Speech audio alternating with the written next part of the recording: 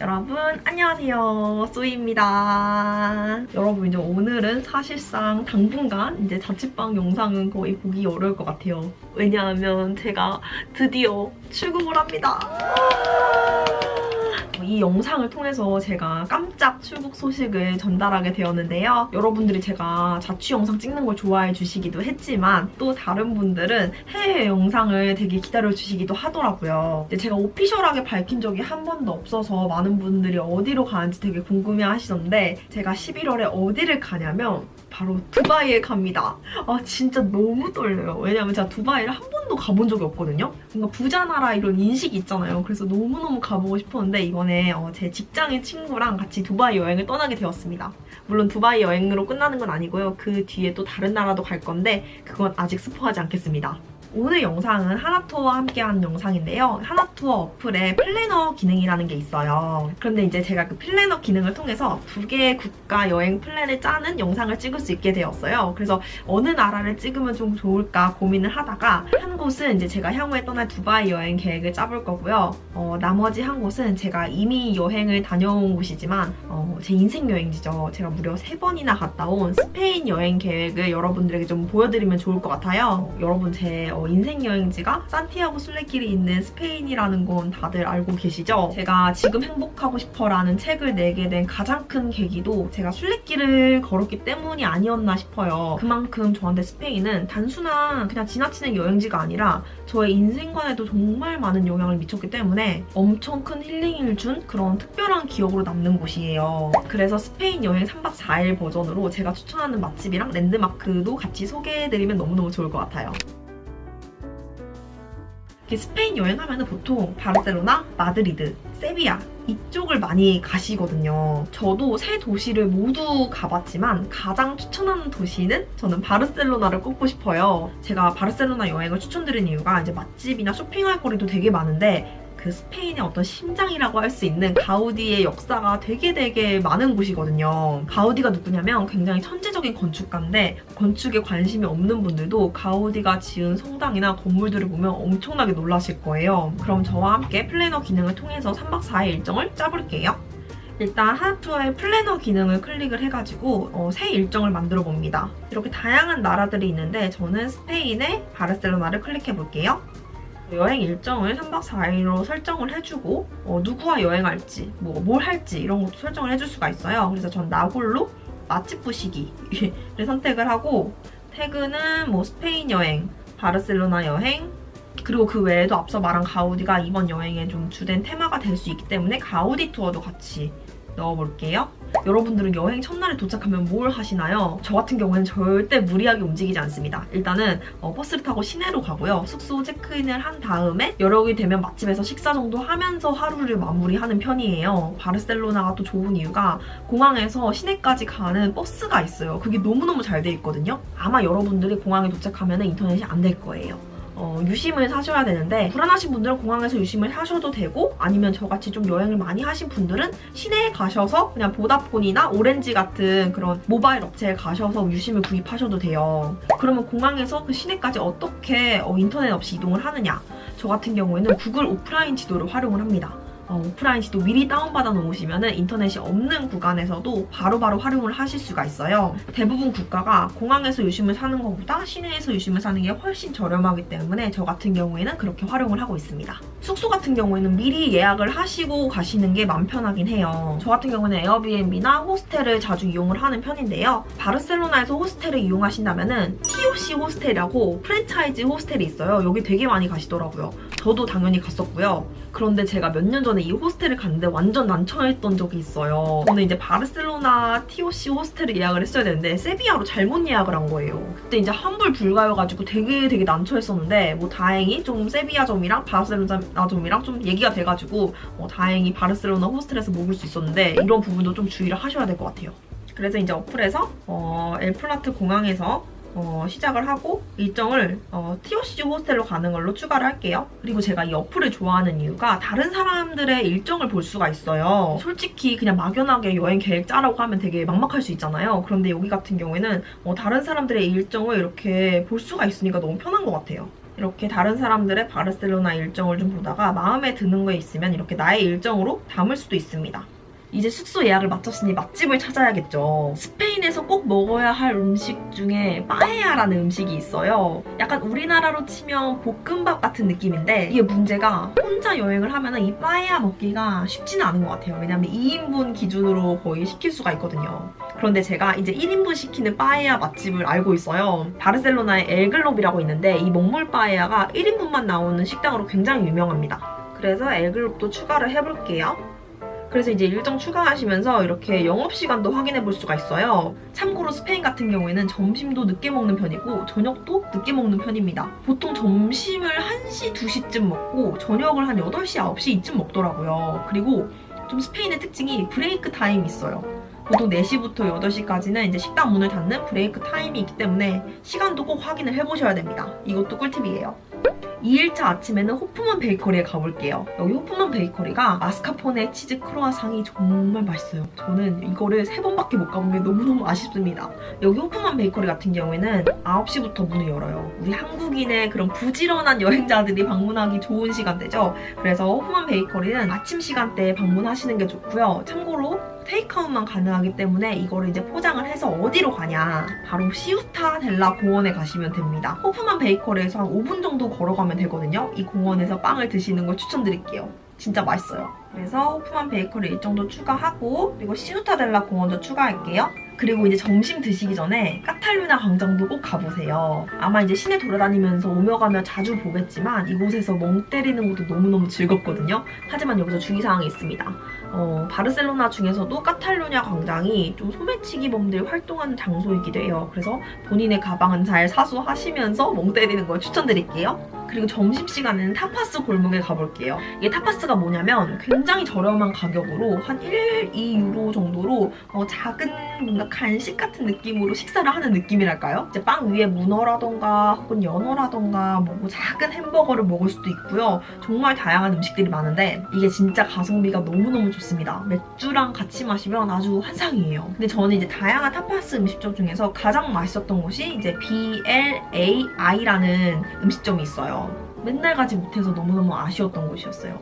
그래서 이제 BLAI 9도 추가해줄게요.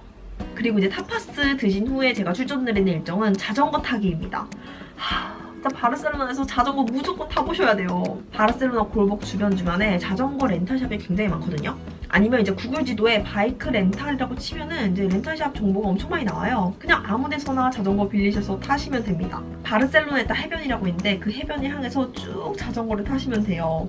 사실 지도를 안 봐도 상관없어요. 그냥 느낌 따라 자전거 여행을 하시는 것도 너무 좋고 그 지도를 끄고 스페인 바람 맞으면서 자전거 타는 게 전 너무너무 행복하더라고요. 그래서 여러분들도 꼭 해보시는 걸 추천드릴게요. 그리고 저녁은 시우타드 콘달에서 드시는 걸 추천할게요. 여기도 한국인에게 굉장히 유명한 맛집인데 줄 설 각오를 해야 됩니다. 사람이 굉장히 많아요. 저는 평일 낮에도 갔는데 줄이 굉장히 길더라고요. 메뉴는 이제 아무거나 시켜도 성공인데 저는 여기서 틴토 데 베라노라는 와인 음료를 마셔보는 걸 추천드릴게요. 이게 포도주랑 레몬 탄산음료를 섞은 맛인데 이게 스페인에서만 먹어볼 수 있는 좀 특이한 음료예요. 그래서 저는 거의 1일 1 틴토 데 베라노를 마신 것 같아요. 그래서 저녁은 시우타드 콘달로 가보겠습니다. 여기 이렇게 어플을 보시면은 숫자로 내가 갈 동선을 파악할 수 있으니까 이것도 너무너무 편한 것 같아요. 그리고 이제 3일차에는 카페로 하루를 시작해볼게요. 제가 바르셀로나에서 제일 추천드리는 카페가 페데랄 카페거든요. 이 페데랄 카페가 외부가 쫙 트여 있어서 햇빛 받는데도 너무너무 좋았고요. 브런치도 굉장히 맛있습니다. 그래서 아침에 여러분들 꼭 페데랄 카페 가셔서 커피 한잔 하시는 것도 너무너무 추천드려요. 그래서 페데랄 카페 일정 추가해볼게요. 그리고 이제 바르셀로나의 심장인 사그라다 파밀리아 성당도 가볼 거예요. 현지 투어를 잡아서 가셔도 되고 그냥 외관만 보셔도 상관은 없어요. 저는 외관만 봤는데도 너무너무 감동받아서 거의 눈물을 흘릴 지경이었습니다. 저는 이 가우디 성당을 보기 위해 스페인을 가는 게 과언이 아니라고 생각합니다. 진짜 사진과는 비교도 안 되게 웅장합니다. 이거는 실제로 눈으로 보셔야 돼요. 그리고 여러분 구엘 공원도 꼭 가보시기를 추천드리는데 여기가 이제 산책로도 너무너무 잘 돼 있고 제가 이제 초록초록한 걸 좋아하기 때문에 여기서 힐링을 굉장히 많이 했거든요. 이제 가우디 건축물도 보면서 좀 산책하는 거 좋아하시는 분들은 구엘 공원도 꼭 가시길 추천드릴게요. 그래서 이제 사그라다 파밀리아 성당이랑 구엘 공원 같이 추가해 볼게요. 그리고 이제 가우디의 흔적들이 시내에도 굉장히 많아요. 시내에 까사바트유랑 까사밀라를 볼 수가 있는데 저는 아쉽게도 코로나 때문에 내부는 구경을 못했지만 그 외관만 보는데도 보는 재미가 있더라고요. 그래서 이제 까사바트유랑 까사밀라 붙어있거든요. 같이 구경하시는 걸 추천드릴게요. 그렇게 이제 가우디의 흔적만 구경하는데도 시간이 다가 있을 거예요. 그래서 저녁에는 뭘 먹냐. 여러분 비니투스라고 바르셀로나 여행하신 분들은 다 들어보셨을 거예요. 꿀대구가 맛있는 레스토랑으로 굉장히 유명한데요. 가격대는 좀 나가긴 하는데 한국인들이 정말 너무너무 좋아하는 맛집입니다. 그래서 마지막 일정은 비니투스를 방문하는 걸로 마무리할게요. 네, 그리고 마지막은 쇼핑을 당연히 해야겠죠. 스페인 같은 경우에는 스파 브랜드가 너무 잘 되어 있기 때문에 마지막 날에는 쇼핑을 하시는 것이 좋습니다. 이게 잘하면 한국보다 더 저렴한 가격에 겟할 수가 있어요. 그래서 저 같은 경우에는 주로 어떤 곳이 쇼핑을 했냐. 당연히 자라 갔고요. 망고 갔고요. 그 다음에 자라의 상위 브랜드인 마시모두띠. 그리고 속옷이나 잠옷은 오이쇼도 너무 괜찮고요. 그리고 이제 신발 같은 경우에는 편한 운동화는 캠퍼라는 브랜드가 있거든요. 저도 실제로 스페인에서 신발이 완전 망가져가지고 캠퍼에서 구매를 했는데 너무너무 만족스럽더라고요. 그래서 이제 자라, 망고 등등 각종 스파 브랜드를 추가하고 다시 공항으로 가는 걸로 하루를 마무리하도록 하겠습니다. 그리고 이제는 두바이 플랜을 짜볼 건데요. 두바이 하면은 뭔가 그 이슬람 전통과 화려한 현대 문명이 뭔가 공존하는 느낌을 주잖아요. 그리고 굉장히 큼직큼직한 도시라는 그런 이미지가 떠올라요. 그래서 뭔가 건물도 웅장하고 큼직한 도시에 가면은 코로나로 인해서 여행을 못 갔던 답답한 마음이 해소될 수 있을 거라는 기대도 하고 있는데요. 그래서 곧 떠날 두바이의 여행 플랜을 짜보고자 합니다. 제가 앞서 말씀드린 스페인 같은 경우에는 제가 직접 가봤으니까 되게 디테일하게 설명을 드렸는데 두바이는 한 번도 안 가봤잖아요. 그래서 스페인만큼의 디테일은 부족하겠지만 그래도 일정을 짜놓는 게 좋겠죠? 이번에 11월 10일에 출발해서 3박 5일 일정으로 가게 됐어요. 그리고 이번에 친구랑 여행을 가고 직장인 친구기 때문에 또 호캉스 여행을 하면 좋을 것 같아서 여유로운 호캉스도 태그 추가해줍니다. 그리고 그 외 태그에는 그 세계에서 가장 높은 건물 부르즈 칼리파 아시나요? 저 부르즈 칼리파 너무너무 궁금했는데 이 부르즈 칼리파도 태그를 추가해볼게요. 이번 여행은 3박 5일 플랜인데 사실상 꽉 찬 3일 여행을 한다고 보시면 되거든요. 그래서 3일 기준으로 플랜을 짜볼게요. 제가 3박 5일 일정으로 가다 보니까 두바이에 도착하는 시간이 새벽 5시더라고요. 일단 아침에 도착하든 저녁에 도착하든 도착하면 무조건 호텔로 가야 됩니다. 숙소에 일단 큰 짐을 맡겨야 되거든요. 제가 가게 되는 호텔은 무려 메리어트 계열사의 호텔인데요. 호캉스라니 너무너무 지금 떨립니다. 이 호텔 이름이 세인트 레지스 더팜 호텔이라는 곳인데 사진으로만 봤는데도 엄청 웅장하고 크더라고요. 이 더팜 호텔의 숙소로 일정 추가해볼게요.